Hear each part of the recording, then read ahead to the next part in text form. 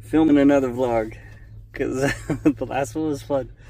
I was debating between why I do what I do and the themes I learned through the novels I've written over the last several years.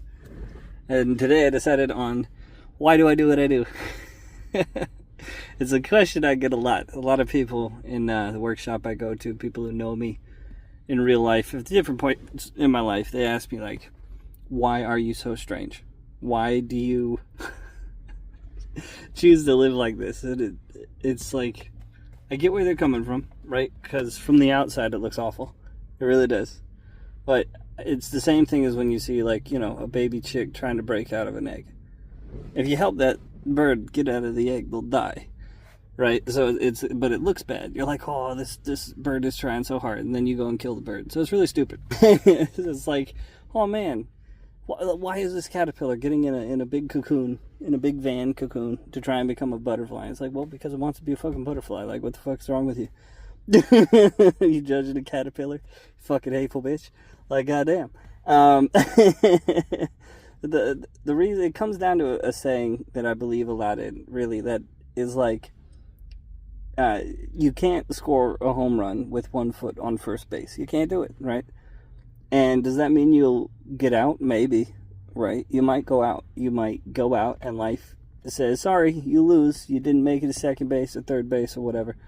And you tried, but that doesn't mean you don't run to the next base, you know? And it also doesn't mean that you just stay on first and pray.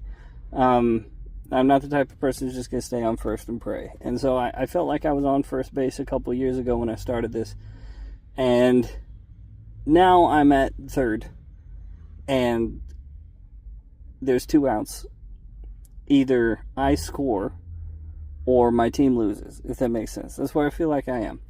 And so if you're watching me and you're like, man, I hope he doesn't score, or you should give up because you might not score, you're literally cheering for the wrong team. You're being a hater or just literally pure evil, as far as I'm concerned. There's no other option. You're either a hater or pure evil, because if you're not on my team, you're cheering for the opposing team, and if you're cheering for the opposing team, you're fucking worthless dead trash. And I think everybody should treat everybody in their lives like that. So that's where I'm at with it, and that's why people ask, why do you do what you do? It's because I want to score the home run, and I want to do it under my own power, right? That's a big thing for me. A lot of people, they bring in the win, and they do it as a team. And congratulations, like, power to them. That's a good thing. And there's nothing necessarily wrong with bringing it in because you're a team. But there is something wrong with somebody trying to score. Somebody lines up for, like, the shootout in football or hockey or something. I like how I just used European football. Jesus, what am I? I'm not a real American.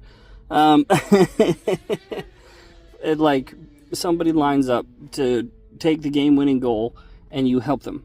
And then if they score, it's no longer their goal. It's a goal that they got because somebody else gave them help.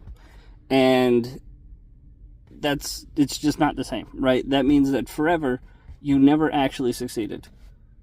Unless you put yourself back in the same position to try and win again, you never actually succeeded. Somebody else succeeded for you. They stole the glory from you. They stole the ability from you. Now, does this mean I'm going to get a home run? Fuck if I know. Maybe. I might score a home run. I might go out, right? It's a 50-50 coin. It's been a 50-50 coin the whole time. But I would rather breathe till my last going for the idea that I'm going to score than not go at all. And if it comes to it where I make the final run and I lose, you know, I get struck out. All right, fuck it, you know.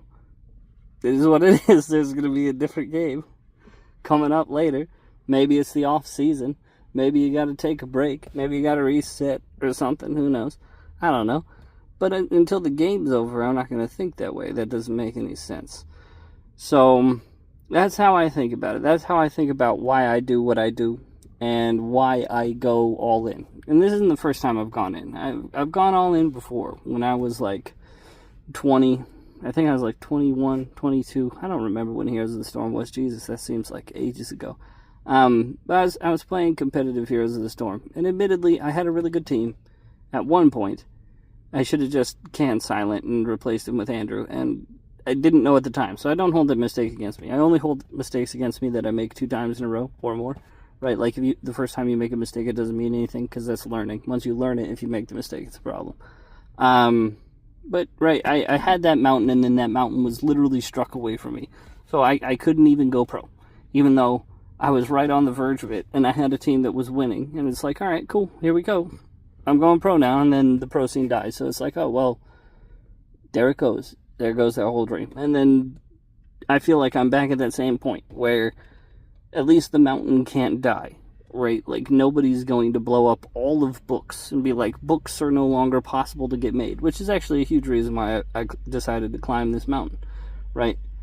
I thought like, if I was going to climb another mountain to go all the way to the summit, like I've done before a million times, like I did with coaching and game theory and with playing Heroes and with playing Pokemon Unite, which I stopped just because there's no money in the scene, so it didn't matter if I went pro. Right? It's like, I've climbed to the summit of many mountains, and they're nifty, and it's fun to get up there. And it's fun to have people look at you and unironically consider you the best in the world. It's nifty, and I like it. But this time I was like, I'm picking one that no one can take from me. Like, they just can't do it. It doesn't matter. Unless the world literally ends, which I doubt it. I don't think we're getting invaded by aliens anytime soon. But, you know, I may be wrong. If we are, I'm sure I'll be the first to know. So, that's why I'm like, all right, I'm climbing the mountain. I've come off first base. I'm going in for the game-winning goal. Or the game-winning run, because I'm using baseball analogies, even though I don't watch baseball. I don't know why. And maybe I score, right? Sick. Like, I really don't care if I score or don't score. If this isn't the game where I walk out with the MVP trophy and the World Championship, there's always next year, right? There's the next game. There's the next big saga, right? Like, I don't have to be the world champion every year. As far as I'm concerned, the fact I even got a book out finally after writing 22 of the suckers, that's pretty great. I'll take it. I definitely consider it a loss. I don't think it's as good of a book as it should be. I think it's a sad way to start a career. I'm likening it to playing golf, going out to a PGA Pro, being like, hey, I'm in the PGA, and then coming in last place. That's what it feels like. It honestly feels like I went to a golf match and came in last place. Like, I bogeyed like 80 holes of 18. And I'm just way over. I'm at like 200. Everybody's like, how'd you even make the tour? What's wrong with you? That's how I feel. But yeah, so I guess that sums up the mentality of how I got here and why I make such strange choices to other people. But that's kind of the thing about being unique. In order to find like unique or crazy or nifty ideas, they're probably coming from unique, crazy, or gifted people, right? And so people who are normal come up with normal ideas. And then they imprint their normalness on you and go, oh, well, I'm normal, and if I was in this situation, this is how I think. It's like, yeah, but you wouldn't get in this situation being normal. And you also wouldn't have the wealth of knowledge that I have, having gotten into this situation, about where you're actually at and what you can actually do, right? So you're going like, so it's like people who look at my life are looking at it through a lot of projection, like just their own insecurities applied to a problem without coming into the idea of, but I'd have knowledge too, and I'd have options too, and there would be things that I wouldn't even consider until I was actually there. And so a lot of people who never take the leap, or they'll look before they leap, which is really dumb. Always leap first. People who look before they leap are really just trying to use their insecurity as a buffer for a reason to not leap. And so they never leap, and so they never accomplish anything. And they just coast their whole lives. And it's like, you can coast your whole life and have a pretty good life. Like, I'm not hating. You know, if people want to live that way, they're more than welcome to. Basically, everybody I know lives that way. There's one other crazy guy like me who's actually going for it. He's awesome. We'll see how that pans out. He might win even harder than me. I think he's going to. I'm really excited for him. He's an impressive guy. So, God, like, I'm cheering for him. I really hope it comes together. But, you know, we'll see. And I think for him it's like 6 months if we're going to see if I have my timetable sorted, so it's going to be exciting.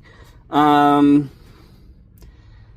to think, like, is there anything else on this topic? I have really poor outros to my videos because they're just giant rants about my philosophy and the way I think about life and things. It's midnight, boys. Peace.